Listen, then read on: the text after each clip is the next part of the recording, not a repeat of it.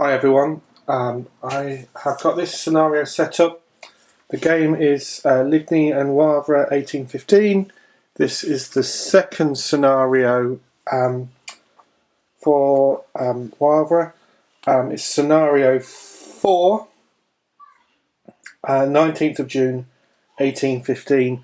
The previous scenario 3, was 18th of June, which is in a separate video that I did. And I thought it'd be interesting to show the setup in comparison to the last video. So if you haven't seen it yet, I have another video on this game where I talk about the setup for scenario 3.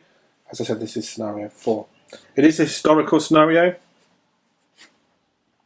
and it's just a few things that I want to sort of draw attention to. So in scenario 3, which I had finished playing, the French were trying to take Wavre, and they were, in my game, they were unsuccessful. The Prussians managed to hold them off. So in this scenario, they're going to have another attempt at it, but with a different initial setup, which is highlighted in this scenario. So in this scenario, we've got some French here, and we've got some French the other side of the river. In scenario 3, all the French are this side of the river. Now, the river is quite an important component to this scenario because it can only be crossed in a few locations. The Prussians had destroyed some of the bridges, so it can be crossed in this hex here and in this hex, which you can't quite see, but it's just there. There's a crossing there as well. In fact, it's two crossings, but it's from the same hex. And this scenario, the Prussians control that hex. They start off in that hex there. Although, as you can see, they're almost completely surrounded by the French and with the French artillery. So basically, what the French will need to do is take that hex and then cross over into Wavre, and push over this side of the river as well. So it'll be very much looking forward to playing this. As you can see, the French have a lot of artillery pieces. I always stack them on the top, force of habit really. And the French do have some light infantry counters. Prussians only have one, the French have two. Now the way this game plays is, if you're familiar with the game or watch my other videos on the game, you put these chips into a cup and you pull them blindly, and they enable you to activate the same formation of the same colour if you've given them an order. And if you haven't given them an order, you can roll to see, if you choose to, whether you can fully activate them or not. You cannot, to start off with, looking here, you can see there's a lot more Prussian chits in the cup than there are French. So the Prussians, you have that sort of small advantage there straight from the get-go. The last game, which was a very similar sort of style and setup, but like I said, the French were all this side of the river. It didn't take very long to play. I think the last game was 5 turns. I think this game was 6 turns. So it's easily a game you can play in the evening, which is great. It's one of the things I like about this Days of Glory series, is it doesn't take very long to play. Now, also interestingly, in the previous scenario, the game finished on the previous historical day at the night turn.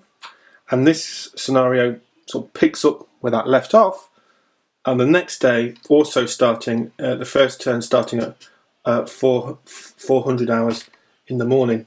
So it's dark. That means that one of the most important things that means is that the range is a lot lower, and you can't do forced march, that kind of thing. So to start with this scenario, as you can see, the artillery counters are right next to each other, and there's a bonus for firing into adjacent hexes for the artillery.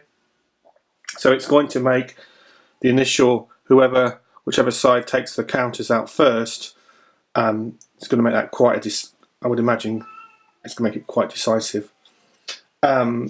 So that would be potentially, well, it's going to be, you know, really interesting. So yeah, the other scenario didn't take long. I'm not anticipating this will take too long to play. Certainly playable in an evening. I've just zoomed the camera in a little bit to show you the sort of this part of the map. I'll just zoom out a little bit to show you the whole map.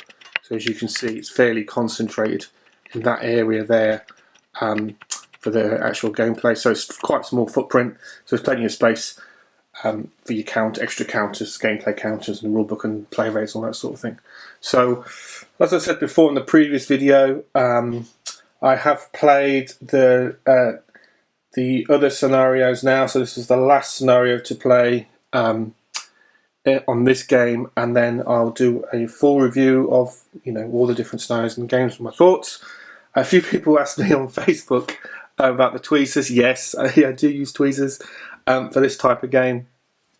It's partly because there are stacks. The stacks are never too big in this game.